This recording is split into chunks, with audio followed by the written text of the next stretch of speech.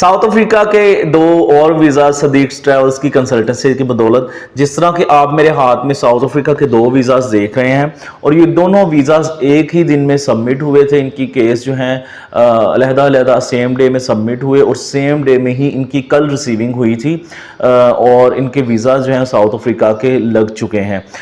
इनमें से एक एप्लीकेंट का वीज़ा साउथ अफ्रीका का पहले ही लगा हुआ था और उन्होंने दोबारा से जो है अप्लाई किया था, उनका दोबारा साउथ अफ्रीका का वीज़ा लगा है।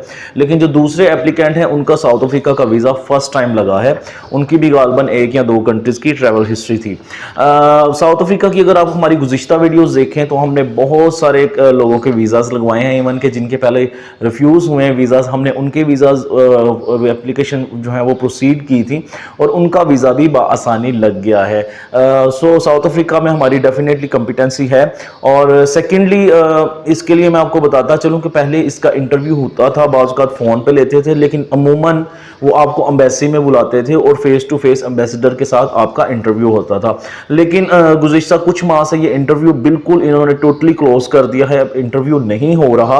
और सेकेंडली जो अपॉइंटमेंट है इसकी वो भी ऑप्शनल है। अगर आप चाहें तो अपॉइंटमेंट लेकर अपना केस सबमिट करवा सकते हैं, अगर आप चाहें तो विदाउट अपॉइंटमेंट ही अपना केस जमा करवा सकते हैं। अगर आप without appointment Gary's visa drop box में जाते हैं वीज़ा सबमिशन के लिए तो आपको 19,000 समथिंग जो है वो पेमेंट वहां पर सबमिट करनी होगी। साउथ अफ्रीका ट्रैवल हिस्ट्री के पॉइंट ऑफ व्यू से बहुत अच्छा कंट्री है और पाकिस्तानी पासपोर्ट होल्डर्स को साउथ अफ्रीका ई वीज़ा और स्टिकर वीज़ा दोनों ग्रांट करता है। लेकिन हम हमेशा अपने क्लाइंट्स को स्टिकर वीज़ा सजेस्ट करते हैं क्योंकि ई वीज़ा पे ट्रैवलिंग जो है वो मुश्किल होती है, काउंटर सेटिंग आगे से बाजुकात करवानी पड़ती है, यहाँ पर FIA वाले तंग करते हैं आपको चढ़ने में। सेकेंडली स्टिकर वीज़ा के लिए एज सच जो है वो आसानी होती है आपको यहाँ से ट्रैवल करने में और वहाँ पर इमिग्रेशन क्लियर करने में। सो अगर आप भी साउथ अफ्रीका का वीज़ा हासिल करना चाहते हैं तो उसके लिए दो चीज़ों को आपको खास ख्याल रखना होना चाहिए कि जो आपका एंटीएन है वो आपका बिल्कुल फ्रेश ना हो। फॉर एग्जांपल आपने 1 या 2 हफ्ते पहले ना बनवाया हो, आपका एंटीएन कम से कम 5-6 महीने पुराना होना चाहिए। दूसरी जो मेन चीज़ है वो ये है कि आपकी जो बैंक स्टेटमेंट है, चाहे आप 3 माह की लगा रहे हैं या 6 माह की, वैसे 3 माह की रिक्वायर्ड होती है। अगर आप 3 माह की लगा रहे हैं तो उसमें आपने एक खास ख्याल रखना है कि प्रॉपर 3 माह से आपका बैलेंस जो है वो मेंटेन होना चाहिए और ट्रांजैक्शन भी होनी चाहिए। अमूमन हमारे एप्लीकेंट्स क्या करते हैं कि वो ट्रांजैक्शन करते रहते हैं और एंड वाले वीक में वो बैलेंस जो है वो करंट ज़्यादा बढ़ा के तो बैंक स्टेटमेंट अटैच कर देते हैं। ये तरीका कार गलत है। आपके अकाउंट में 3 माह से बैलेंस जो है मेंटेन भी होना चाहिए और करंट बैलेंस भी आपको शो करना पड़ेगा।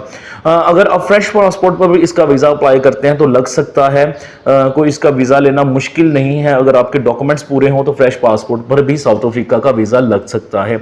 सो अगर इनकी तरह आप भी साउथ अफ्रीका का वीज़ा हमसे प्रोसीड करवाना चाहते हैं तो इस दिए गए नंबर पर जो आपको नीचे नज़र आ रहा है, सुबह 9 से लेकर शाम 5 बजे तक ऑफिस टाइम पे आप कांटेक्ट कर सकते हैं और हमेशा की तरह हम आपको वैलिड प्रॉपर इन्फॉर्मेशन प्रोवाइड करते रहेंगे।